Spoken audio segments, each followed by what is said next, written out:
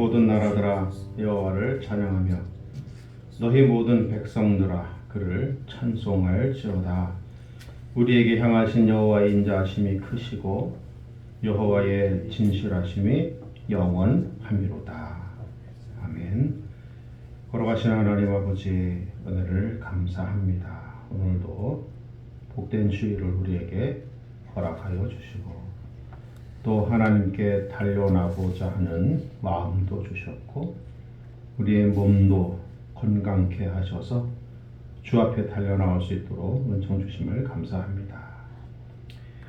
예배하고 싶으나 여러 가지 정치적으로, 사회적으로, 혹은 건강으로, 혹은 마음이 없어서 예배하지 못하는 인생들이 많은 이 땅 가운데 우리를 하나님의 자녀로 부르시고 오늘도 변함없이 주의 은혜 가운데 거하게 하셔서 예배의 기쁨이 우리에게 있게 하셔서 감사합니다.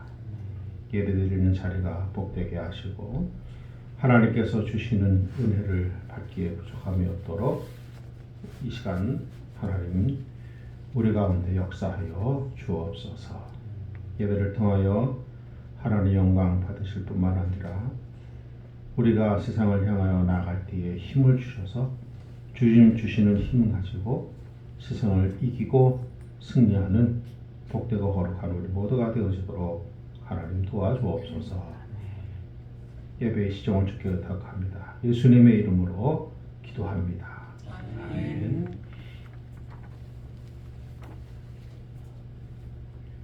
찬송 29장 찬송하겠습니다.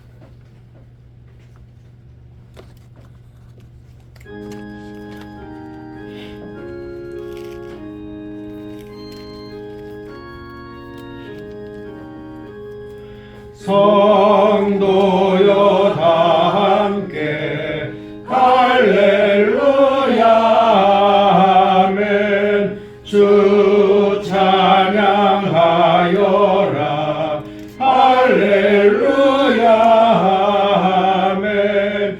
주 보좌 앞에서 택하신 은혜를 다 찬송하여라 할렐루야 아멘. 만문을 열어라 할렐루야 아멘. 온 하늘 울려라 할렐루야 아멘.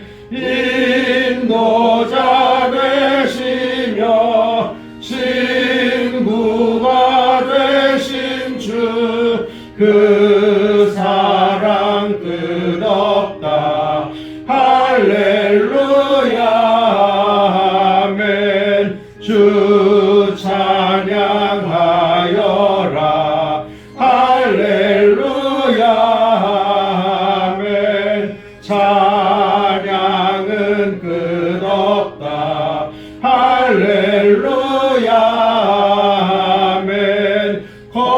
거룩한 집에서 은총 기리며 늘 찬송 부르자 할렐루야 아멘. 찬송가 뒤에 있는 교도문 129권 종료주일 말씀을 준비하겠습니다. 교도문 129권 종료주일 말씀을 주옵니다. 시온에 따라 크게 기뻐할지어다. 따라 즐거이 부를지어다. 보라 내 왕이 내게 임하시나니 그는 공의로우시며 구원을 베푸시며 겸손하여서 나귀를 타시나니 나귀의 작은 것 곧 나귀 새끼니라. 왜가 에브라임의 병거와 예루살렘의 말을 끊겠고 전쟁하는 말도 끊으리니 그가 이방 사람에게 화평을 전할 것이고 그의 통치는 바다에서 바다까지 이르고 유브라데 강에서 땅끝까지 이르리라. 앞에서 가고 뒤에서 따르는 무리가 소리 높여 이르되 호산나 다윗의 자손이여 찬송하리로다. 주의 이름으로 오시는 이여 가장 높은 곳에서 호산나 호산나 하더라. 하더라. 아멘. 사도신경으로 우리 신앙을 우리 하나님 앞에 고백합니다. 전능하사 천지를 만드신 하나님 아버지를 내가 믿사오며 그 외아들 우리 주 예수 그리스도를 믿사오니 이는 성령으로 잉태하사 공정녀 마리아에게 나시고 본디오 빌라도에게 고난을 받으사 십자가에 못 박혀 죽으시고 장사한 지 사흘 만에 죽은 자 가운데서 다시 살아나시며 하늘에 오르사 전능하신 하나님 우편에 앉아 계시다가 저리로서 산자와 죽은 자를 심판하러 오시리라. 성령을 믿사오며 거룩한 공예와 성도가 서로 교통하는 것과 죄를 사하여 주시는 것과 몸이 다시 사는 것과 영원히 사는 것을 믿사옵나이다. 아멘. 찬송 445장 찬송하겠습니다.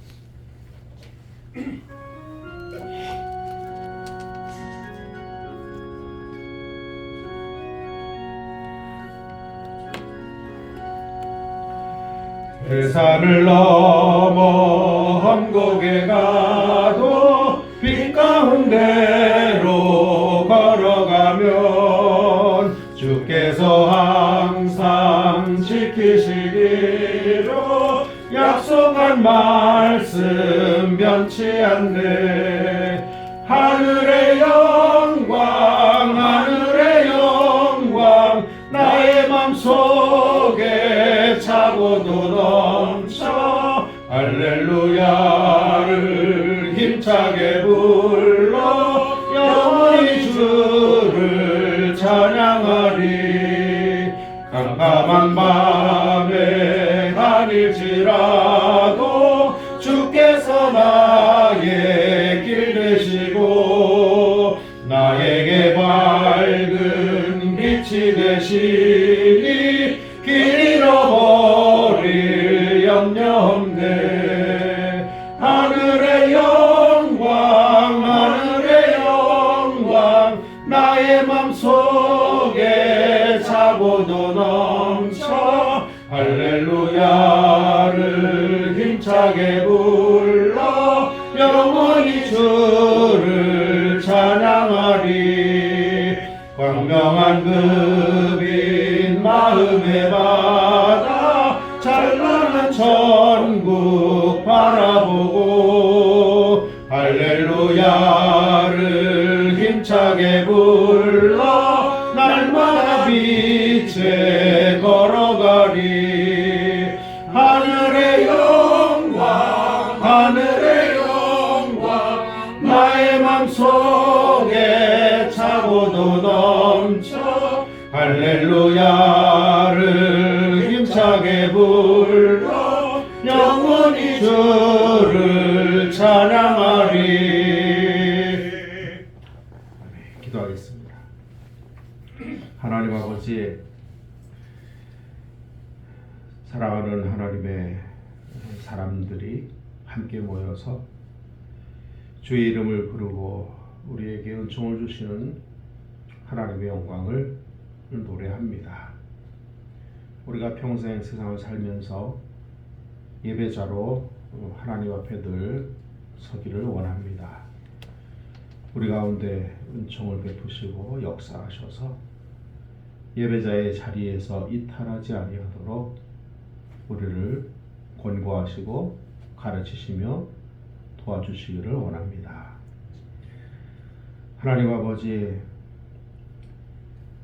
사람의 몸을 입으시고 이 땅에 오셔서 우리 위하여 예루살렘 성으로 평화의 왕으로 만왕의 왕으로 입성하셔서 성전을 청결하게 하시고 그곳에서 주의 말씀을 가르치시며 결국에는 골고다의 골짜기까지 십자가를 지고 오르셔서 왕이시지만 기꺼이 죽음 앞에 나아가셨고 그것이 우리를 위한 것임을 우리가 알기에 이 시간도 그 사랑과 그 은혜에 감격하여 하나님 앞에 나와 예배하며 그 은총과 은혜를 기억합니다. 하나님 아버지 함께 모여 예배하는 자리가 복됨을 알게 하시고 평생 우리가 주의 이름을 부르는 성도로 살아가기에 부족하지 아니하도록 하나님 은총과 은혜를 더하여 주옵소서. 우리가 하나님 앞에 나올 때에 가지고 나온 여러 가지 짐들이 우리의 영혼을 두르고 우리의 인생을 가로막고 그리하여 우리가 세상을 믿음으로 승리하고 또 말씀으로 사는 데에 여러 가지 장애물이 됨을 우리가 압니다. 우리가 하나님 앞에 나올 때에 가지고 나온 인생의 여러 가지 짐들이 이 시간에 우리의 몸에서 어깨에서 풀어지게 하시고 하나님께서 주시는 은혜로 말씀으로 교훈으로 우리가 새롭게 만들어져서 자유함을 누리는 하나님의 사람들 되도록 도와주옵소서. 이 시간에 우리가 주의 말씀을 기대하고 또 소망합니다. 하나님 우리를 위하여 하나님께서 친히 말씀하여 주시되 특별히 우리에게 필요한 말씀을 허락하시고 또 우리의 마음이 활짝 열려져서 주님께서 보여주시는 계시의 말씀이 우리 가운데 그대로 보여지고 믿어지고 또 순종할 수 있도록 은혜를 더하여 주옵소서. 말로만 듣는 것이 아니고 글씨로만 보는 것이 아니고 하나님 말씀하시는 것으로 인정하고 받아 그 말씀대로 행하여 결국에는 하나님께서 원하시는 사명 잘 감당할 뿐만 아니라 우리가 한 평생 사는 동안 성공적인 인생을 살도록 하나님 도와주시옵소서. 특별히 사랑하는 자녀들에게 은총을 베풀어 주셔서 저들의 장래를 하나님 열어주시되 특별히 믿음으로 살게 하시고 혹시나 인생을 사는 동안 어려움이 닥치고 만날 때에 하나님 그거 잘 감당하도록 믿음의 훈련으로 잘 넘길 수 있도록 하나님 도와주시옵소서. 요셉과 함께 하셔서 여러 가지 시련과 어려움과 안타까운 일들 가운데서도 형통케 하신 하나님께서 우리 사랑하는 자녀들에게 형통함을 주심으로 저들의 인생이 하나님 앞에 위대한 인생, 복된 인생 되게 하시고 그들을 통하여 주변의 많은 이들이 복을 받는 귀한 은혜를 허락하여 주시옵소서. 이 자리에 모인 사랑하는 성도들의 여러 가지 기도의 제목들을 우리 하나님 들으시고 응답하셔서 가장 좋은 때에 가장 확실한 방법으로 하나님이 우리를 얼마나 사랑하시는지를 체험하는 복되고 거룩한 주의 사람들 되어서도록 하나님 은혜를 베풀어 주시옵소서. 예배에 참석하지 못한 사랑하는 성도들을 어디에 있든지 이 자리를 기억하며 예배의 자리로 나아가는 믿음의 사람들이 되도록 하나님 권고하시고 역사하여 주옵소서. 감사드리며 예수님의 이름으로 간절히 기도하옵나이다. 아멘.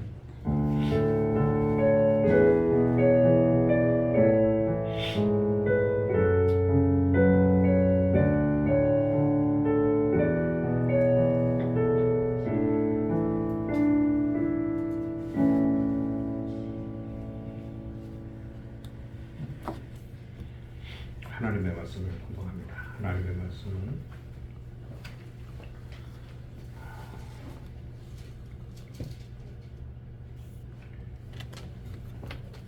누가복음 19장 10절 말씀입니다.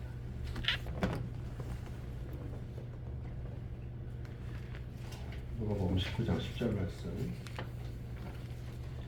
함께 보도록 하겠습니다. 누가복음 19장 10절 말씀 함께 봉독합니다. 시작. 인자가 온 곳은 잃어버린 자를 찾아 구원하려 함이니라. 아멘. 인자가 온 곳은 잃어버린 자를 찾아 구원하려 함이니라.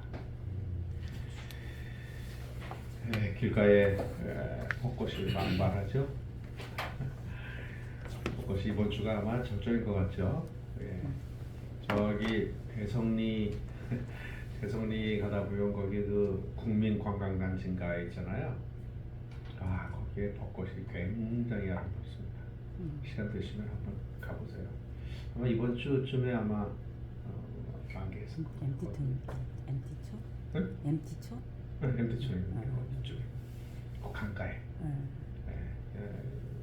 벚나무가 왕벚나무가 거의 뭐 아름들이 아주 굉장히 많습니다. 거기뿐 아니라 청평대를 건너가지고 오른쪽으로 가면 거기도 뭐 벚꽃 터널. 옛날에는 벚꽃을 싫어했어요. 사람들이. 왜냐하면 사쿠라꽃이라 그래가지고 그렇죠? 사쿠라꽃이라 그래가지고 일본 뭐 여기서 말을 쓰기는 좀 일본에서 이렇게 넘어온 꽃이라 그래가지고 싫어했었죠. 아주 그래가지고 벚꽃의 특징이 뭐야? 한꺼번에 왕창 폈다가 바람 불고 비 오고 날씨 이제 조금 추워지면 왕창 떨어지는. 그래서 꼭 일본 사람들이 그렇다. 뭐 그런지 안 그런지는 모르겠는데 하여튼 그런 얘기들을 제가 어렸을 때는 많이 들었어요. 그래서 벚꽃 그러면 그 사쿠라 꽃을 뭐하러 구경 가냐? 이러면서. 근데 요즘은 그런 것 같지는 않죠. 꽃은 꽃이고. 봄이 되면 우리는 교회적으로 한 가지 지키는 절기가 있습니다. 이게 뭘까요? 고난주간, 부활주일이죠. 그리고 고난주간이 시작되는 그 주일을 종료주일이라고 지킵니다. 종료주일이라고 지키는 이유는 뭐냐면 종료라는 것이 이제 그 야자나무, 팜나무, 그걸 종려나무라고 했죠. 그래서 예수님께서 예루살렘 성으로 들어갔을 때에 그 종려나무 가지를 꺾어서 사람들이 길에 깔고 자기들의 옷을 벗어서 길에 깔고 양탄자 카페 깔은 것이죠. 그래서 평화의 왕으로 오시는 이여 어서 오십시오. 예루살렘으로 이렇게 들어가신 것, 그것을 기념하는 그런 날이 종료 기념일 혹은 종료주일입니다. 우리가 고난주간을 시작하기 전날 전주일에 종료주일로 지키면서 이 종료주일이 도대체 우리에게 어떤 의미가 있나를 잠깐 생각을 해보는 것도 의미가 있을 거다 생각을 합니다. 고난주간은 우리가 너무나 잘 알기 때문에 일주일 동안 예수님께서 그 일주일 동안의 사역을 통해서 예수님의 구원을 이루시는 것, 또 부활주일은 예수님께서 사망 권세 아래 있으시다가 그 사망 권세를 깨고 부활하셔서 우리를 위한 부활의 첫 열매가 되신 것, 우리가 기억을 하잖아요. 반면에 종료주일은 단순히 예루살렘 성으로 들어가신 날, 그것이 무슨 의미가 있나, 크게 그렇게 우리가 중요하게 여기지 않는 그럴 수도 있겠다 생각을 합니다. 그래서 오늘은 종료라는 것이 무엇이냐, 그리고 어떤 의미가 있나에 대해서 잠깐 좀 말씀을 나눌까 합니다.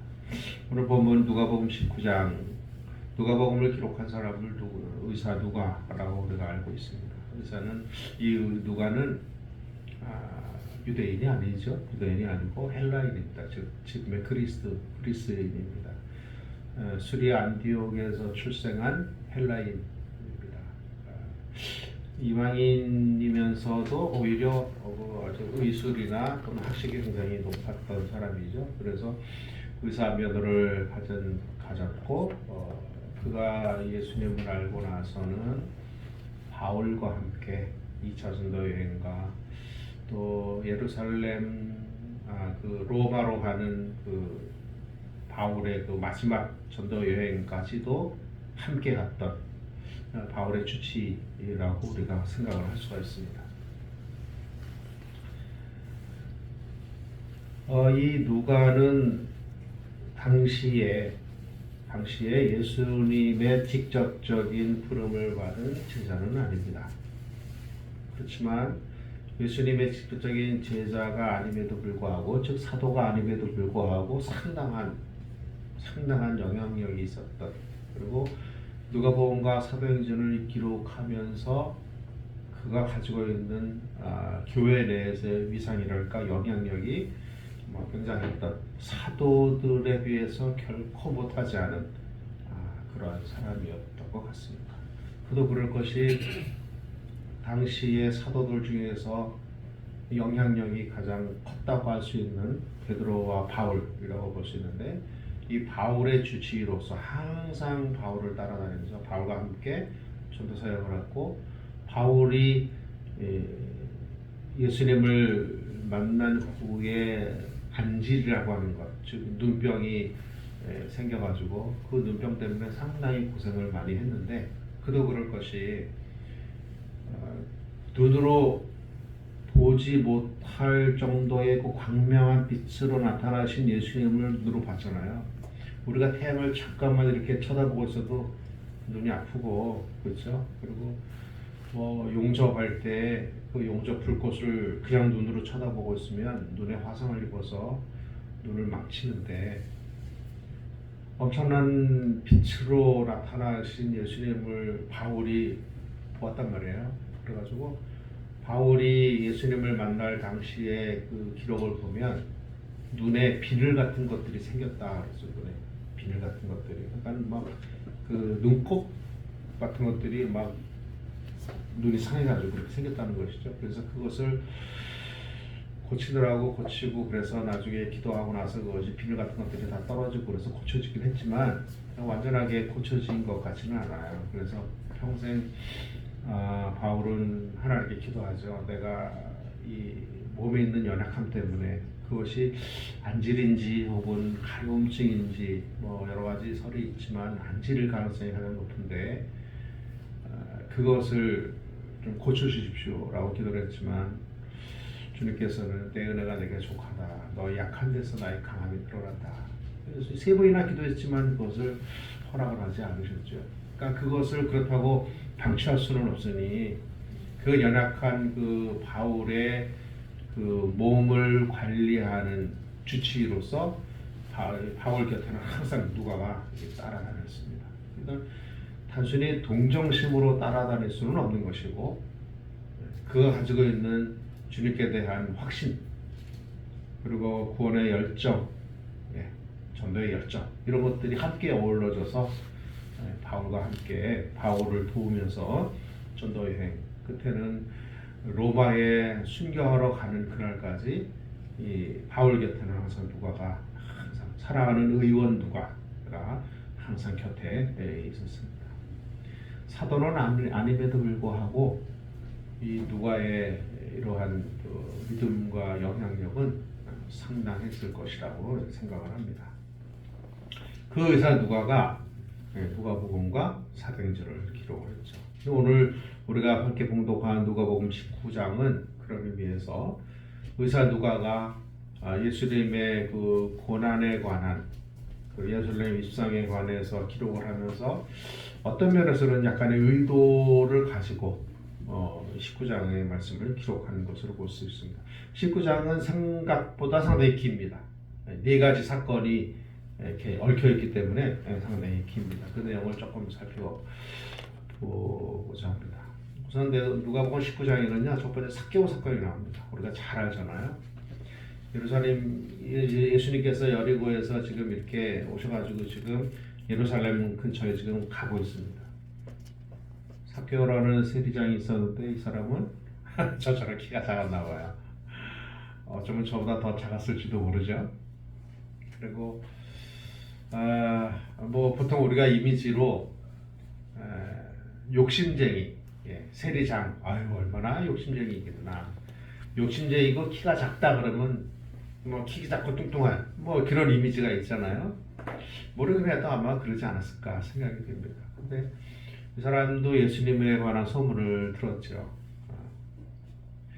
예수님은 결코 죄인들을 거부하지 않으셨다. 약한 자를 위로하시고 힘 있는 자들을, 약한 자들을 벌하신다. 야, 그분 내가 참 만나봤으면 좋겠다 생각을 삭개오가 했지요. 그래서 예수님이 지나간다는 얘기를 듣고 나도 예수님 한번 만나보자. 근데 사람들이 구름처럼 몰려 있으니 가까이 나갈 수는 없고, 그래서 잘 아는 대로 뽕나무 위에 올라갔잖아요. 그럼 생각해 보세요. 뽕나무 위에 삭개가 올라간다는 것이 그렇게 쉬운 일은 아니었을 거라고 생각을 합니다. 세리장이고 나이가 조금 있을 것이고 또 남자고 또 키도 작고 약간은 뭐 저보다 좀 뚱뚱할 수도 있고 나무 위에 올라가는 게 쉽지 않았잖아요. 더구나 세리장이면 사람들이 볼 때에 나름대로 그래도 사람들이 손가락질하고 욕을 할지언정 사회적인 지위는 어느 정도 있잖아요. 사람이 나무 위에 올라간다. 쉽지 않습니다. 애들이 술래잡기 하면서 나무 위에 올라가는 것과는 다르죠. 그럼에도 불구하고 삭개오가 뽕나무 위에 올라왔습니다. 예수님께서 지나가시면서 그거를 아시잖아요. 그렇잖아요. 나다나엘이 그 나무 아래에 있을 때에도 예수님이 아셔서 내가 너를 안다고 말씀하셨는데 예수님께서 뽕나무 위에 올라가 있는 삭개오를 보고 말씀하시잖아요. 내려와라. 내가 너희 집에 오늘 하루 들어가겠다. 삭개오가 얼마나 기뻤을까요? 그렇잖아요. 예수님의 모습을 멀발치해서 그냥 바라만 보도 내 좋겠다 생각을 하고 나무 위에 올라갔는데 뜻하지 않게 예수님께서 너희 집에 내가 하룻밤 쉬겠다 말씀을 하시니까 삭개오가 너무 기뻤어요. 그래서 내려와가지고 황송합니다. 내가 지금까지 있었던 모든 잘못된 행동을 끊겠습니다. 내가 남의 거 도둑한 거 있으면 내가 다 갚겠습니다. 오히려 배로 갚겠습니다. 그리고 앞으로는 절대 그런 짓 하지 않겠습니다. 예수님께서 말씀하셨어요. 구원이 이 집에 이르렀다. 이 사람도 아브라함의 자손이다. 이 놀라운 사건입니다. 누가복음 19장에서 누가가 이 말씀으로 시작하는 것은 의도가 있어요. 뭐냐면 예수님께서 예루살렘에 지금 가고 있으십니다. 근데 예루살렘으로 가는 이유가 사람을 구원하기 위함이라는 것을 삭개오 사건을 통해서 누가는 지금 얘기하고 있는 거예요. 예수님께서 예루살렘에 그냥 가시는 게 아니에요. 가시는데 의도가 있어요. 거기 의도가 뭐냐면 잃어버린 자를 찾아 구원하기 위해서 내가 예루살렘에 간다는 거죠. 우리가 잘 아는 대로 예수님께서 예루살렘에 가셔서 예루살렘 그 북쪽 뒷문으로 해서 골고다 위로 올라가시잖아요. 그래서 거기서 십자가다리로 들어가세요. 그러니까 예루살렘에 간다는 의미는 십자가를 지는 것의 시작이에요. 그래서 누가는 지금 누가복음 19장에서 삭개오 사건을 기록한 것은 좁은 의미에서 보면은 예수님을 찾는 삭개오에게 구원이 임했다라는 것이지만 조금 더 넓은 의미에서 보면 예수님께서 예루살렘에 들어가시는 중에 삭개오 사건을 기록함으로써 예수님이 예루살렘에 들어가는 것이 잃어버린 자를 찾아 구원하기 위함이라고 하는 것을 누가는 지금 우리에게 알려주고 싶은 것입니다. 그래서 삭개오 사건을 누가복음 19장에서 처음에 이렇게 먼저 기록을 했어요. 그러고 나서 두 번째 기록한 이야기가 뭐냐면 열 문화라는 얘기죠. 이것은 문화는 화폐 단위 중에 하나인데 달란트 비유하고 비슷하잖아요. 그래서 한 달란트 받은 사람, 3달란트 받은 사람, 5달란트 받은 사람과 마찬가지로 한 문화, 5문화, 10문화를 받은 사람이 있다. 그런데 사실은 이 문화 비유에서 가장 핵심적인 것은 뭐냐면 그 중에 슬쩍 지나가는 한 가지 말이에요. 그게 뭐냐면 주인의 왕됨을 싫어하는 자들을 내다가 죽여라 라고 하는 거예요. 주인의 왕됨을 싫어하는 이들이 있어요.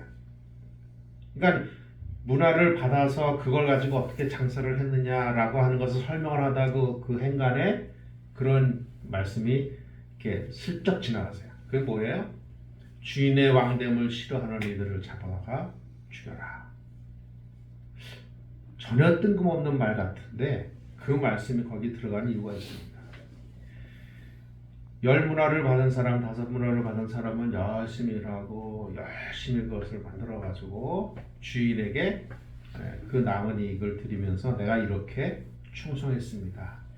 그런데 그 사람과 달리 두 종류의 사람이 있어요. 하나는 한 문화를 받은 사람과 나머지 다른 사람들은 구경하는 사람들이에요. 근데 구경하는 사람들은 무슨 얘기를 하냐면 주인이 왕 되는 건 나 싫다라고 얘기해. 주인이 왕 되는 거. 다른 말로 말씀드려서 주인이 종들에게 문화를 나눠주고 가서 장사하라고 말하잖아요. 그것 자체가 싫다는 거야. 그것 자체가 싫어. 그래서 주인이 이러쿵저러쿵 하는 거 난 못 보겠다. 주인의 왕됨을 인정하지 않고 싫어하는 사람들. 그 사람들을 주인이 이야기하죠. 내다가 죽여라. 왕의 권위를 이 문화 비유에서는 사실은 이야기하고 싶습니다. 그리고 나서 예수님께서 예루살렘 성에 입성을 하세요. 그러고 나서. 그러니까 이 두 가지 삭개오 사건과 문화 사건을 우리가 좀 이렇게 정리를 해보면 예수님께서 예루살렘에 들어가시는 이유가 잃어버린 자를 찾아 구원하기 위함이고 잃어버린 자를 찾아 구원하기 위한 것의 전제적인 것이 뭐냐 하면 왕으로 가시는 것이고요. 왕으로 평화의 왕으로 또 힘과 권세를 가진 왕으로 그 구원 사역을 이루기 위하여 예루살렘에 들어가시는데 그것을 싫어하는 사람들이 있어요. 싫어하는 사람. 그것이 예루살렘에 입성하는 과정에서도 나와요.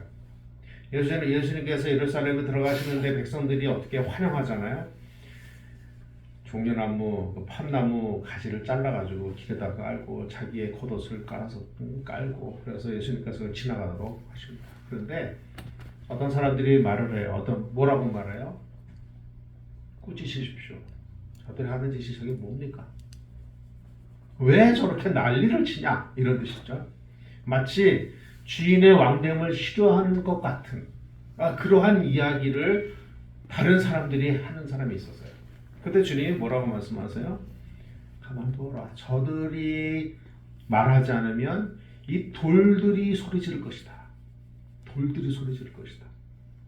그러니까 예수님께서 만왕의 왕이고 평화의 왕으로 예루살렘에 입성하시는 것이 그 얼마나 중요한지 그것을 인정하지 않는 사람들은 내다가 죽일 정도로 그리고 그 찬송과 그 인정함이 없다면 돌들이 일어나서 그것을 인정하는 일이 있을지언정 가만둬라. 예수님의 왕되심을 강조하는 것입니다. 그것이 구원을 이루기 위한 굉장히 중요한 조건 중에 하나입니다. 그렇기 때문에 예수님께서 왕의 권위를 가지고 예루살렘에 들어가시는 것입니다. 왕의 권위를 가지고 왕의 힘을 가지고 예루살렘에 들어가셔서는 어떻게 하세요? 예루살렘 성전에 가시잖아요. 예루살렘에 성에 들어가셔서 그 성 안에 있는 성전에 들어가세요. 지금 말로 말하면 이런 교회 같은 것이죠. 회당 들어가세요. 들어가서 그곳에 서 있는 여러 가지 장사하는 것들 다 내어쫓고 청소를 하십니다. 예루살렘 성전은 우리가 잘 아는 대로 하나님을 예배하는 곳이잖아요. 그곳에는 세상에 있는 가치관이 들어올 수 없고 그곳에는 물질적인 어떤 판단이 들어오지 않는 곳입니다. 세상의 가치와 세상의 여러 가지 것들이 들어오지 못하는 하나님만 예배하고 섬기는 곳이 예루살렘 성전이란 말이에요. 그런데 지금 상태는 어떠냐면 그곳에 양 파는 사람, 비둘기 파는 사람, 동전 바꾸는 사람 예배하기 위해서 왔지만 그곳에 완전히 시장바닥 같은 그런 상태가 되어져 있어요. 그리고 권위, 인간의 권위, 지위, 권세, 권력 이런 것들이 예루살렘 성전 안에 가득 있었어요. 예수님께서 그걸 다 청소를 하십니다. 왜? 왕의 진정한 왕으로 오신 예수님께서 성전에 오시면 그런 것들이 모두 다 청소되어진다는 것을 의미하는 것이잖아요. 왕으로 오신 예수님께서 왕이 있어야 할 자리에 있는 세상의 온갖 것들을 모두 다 소재하고 청소하고 예수님이 드디어 왕으로 예루살렘 성전 안에 계시게 되는 것입니다. 구원의 여러 가지 형태들을 이 다양한 이야기를 통해서 지금 누가는 우리에게 이야기를 해주고 있습니다. 누가복음 19장의 주제는 그런 의미에서 보면 삭개오 사건을 통해서는 구원의 필요성, 잃어버린 자를 찾아 구원하기 위함이라고 하는 구원의 필요성을 이야기하고요. 신문화의 비유는 왕의 권위에 도전하는 이들에 대한 심판을 의미합니다. 그리고 종려주일은 그 왕을 전심을 다하여 환영하고 경배하는 사람들의 이야기이고, 그리고 예루살렘 성전 안에 들어가서 예루살렘 성전을 청결하게 하신 것을 통하여 왕의 완전한 귀환을 우리에게 이야기하고 있습니다. 그러니까 이 누가복음 19장의 네 가지 사건을 연결해 가지고 이야기하는 이 플롯은 뭐냐 하면 서로 다른 이야기인 것 같지만 실제로는 예수님의 왕의 권위를 가진 구원 사역을 완성시키는 것에 있어서 하나의 흐름을 우리에게 지금 이야기해 주고 있습니다. 그러니까 누가복음 19장 우리가 자세히 읽어보면, 그러니까 한 가지 사건에 우리가 집중을 하면 그 사건만 보이지만, 우리가 조금 넓게 누가복음 19장 1절부터 마지막 절까지 우리가 읽어가면서 그 내용을 이렇게 정리를 해보면 하나의 뚜렷한 흐름을 볼 수가 있어요. 예수님을 거부하는 것은 왕을 거부하는 것이다. 이것을 지금 이야기하고 싶은 겁니다. 그리고 예수님을 왕으로 인정하고 예수님을 받아들이는 사람은 어떻게 살아야 되느냐? 마치 예루살렘 성전이 소재된 것 같이 성전된 우리가 세상에 있는 여러 가지 가치관과 세상에 있는 여러 가지 것들이 우리를 오염시켰을 때에 예수님이 온전히 우리 안에 오셔서 그런 것들을 모두 소재하고, 그리고 온전히 예수님의 왕 되심을 인정하고 예수님의 주인 되심을 인정하는 그러한 소재된 성전으로서 하나님 앞에 서야 된다는 사실을 지금 이야기하고 있습니다. 그러니까 예루살렘 청결의 문제는 단순히 건물을 청소했다, 그곳에 있는 여러 가지 지저분한 것들을 버렸다라고 하는 의미가 아니라 예루살렘 성전 같은 우리의 인생에 세상의 여러 가지 가치와 기준들이 우리 안에 있는데 그런 것들을 예수님으로 온전하게 완전히 정리되는, 그래서 내가 주인 삼았던, 내가 주인 노릇을 했던 모든 것들이 온전히 낮아지고 예수님만 주인 되시고 예수님만 왕 되신 그 안정된 우리 인생의 모습을 누가복음 19장에서는 좀 이야기하고 싶은 것입니다. 사랑하는 성도 여러분, 오늘은 종려주일입니다. 다른 말로 말씀드려서 예수님께서 구원을 이루시기 위한 실제적인 첫 걸음을 떼신 것을 기념하는 날이기도 합니다. 예수님께서 지금 예루살렘을 향하여 가시고 계시는데, 예루살렘으로 가시는 그 길에 사람들이 나무를 가지를 펴서 길에 깔고 자기들의 겉옷을 벗어서 길에 깔면서 호산나 다윗의 왕이여 우리를 위하여 구원하러 오신 평화의 왕이시다 라고 노래를 합니다. 어떤 사람들은 그것을 질책을 하죠. 저들 시끄럽다, 못하게 하십시오. 그러나 주님 말씀하십니다. 가만두어라. 저들이 침묵하면 돌들이 오히려 소리 지를 것이다 라고 할 정도로 예수님의 왕되심을, 왕권을 강력하게 주장을 하십니다. 그리고 그 왕권을 가진 상태에서 예루살렘에 들어가셨고, 예루살렘에 들어가셔서 예루살렘 성전을 청소하셨어요. 예루살렘 성전을 청소하신 주님께서는 나중에 그곳에서 나오셔가지고 골고다로 가신, 골고다에 가셔가지고는 골고다에서 십자가를 등에 지고 언덕까지 올라가셔서 그곳에서 십자가에 달려 저주받은 자의 모습으로 죽으심으로 죄의 값을 치르셨고, 그리고 3일 후에 부활하셔서 우리 부활의 첫 열배가 되심으로 우리의 구원을 완성하시고 마침표를 찍으셨어요. 그러니까 예루살렘 성전에 예수님께서 지금 나귀를 타고 가신다고 하는 것은 이 전체적인 구원에 있어서 첫걸음을 떼신 거예요. 실질적인 첫걸음을 떼신 거예요. 그러니까 종려 기념일 혹은 종려주일을 우리가 지키면서 어떤 생각을 해야 되냐면, 주님께서 실제적인 구원을 이루시는 첫 걸음으로 예루살렘 성전에 들어가셨구나. 그리고 그곳에 가셔서 예루살렘 성전을 청결하게 하셨구나. 주님께서 오늘도 세상의 여러 가지 걱정과 근심과 기준과 가치와 이런 것들로 우리가 엉망이 되고 질서가 없어진 우리 인생에 오셔서 우리로 하여금 안정되게 예수님께서 예수님의 왕의 자리에 앉으시고 우리는 그분의 무릎 아래 앉아서 주님의 왕되심을 인정하고 그분의 말씀과 교훈에 따라서 사는 제대로 된 질서 잡힌 우리의 인생이 되게끔 주님께서 하시는 그 첫걸음이 바로 종료주의구나, 종료라는 의미구나 라고 우리가 알면 됩니다. 그러면 우리는 어떻게 해야 될까요? 우리 마음속에 성전된 우리에게 예수님께서 구원 사역을 위하여 들어오셨어요. 그러면 우리는 마땅히 그분을 우리 인생의 왕으로 존중하고 인정하고 그분을 내 삶의 결정권자로 인정하고 그분의 말씀에 따라서 우리의 장래를 설계하고 그분의 말씀 위에 우리 인생의 집을 지어야 됩니다.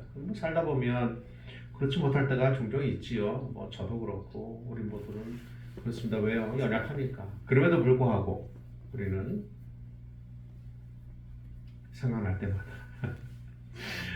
또 우리가 말씀대로 살아야 할 줄로 믿습니다. 사랑하는 성도 여러분, 종료 기념일은 단순히 기념일이 아니에요. 기념일이 아니에요. 삭개오를 구원하시는 우리 주님께서 우리를 구원하러 우리 안에 들어오시는 날. 그것을 기억하면서 주님 오늘도 주님의 말씀대로 살겠습니다. 그리고 내 인생의 주인이 내가 아니고 내 인생의 주인이 주님임을 내가 인정합니다. 그래서 주님께서 나에게 뭐를 원하시는지를 내가 찾기 위하여 애쓰고 그것을 따라 살기 위하여 애쓰는 저가 되겠습니다. 라고 결심하고 나아가는 것이 필요합니다. 이 은혜가 저와 우리 모두의 있기를 주의 이름으로 축복합니다. 하나님 아버지, 사랑하는 성도들과 함께 왕 되신 주님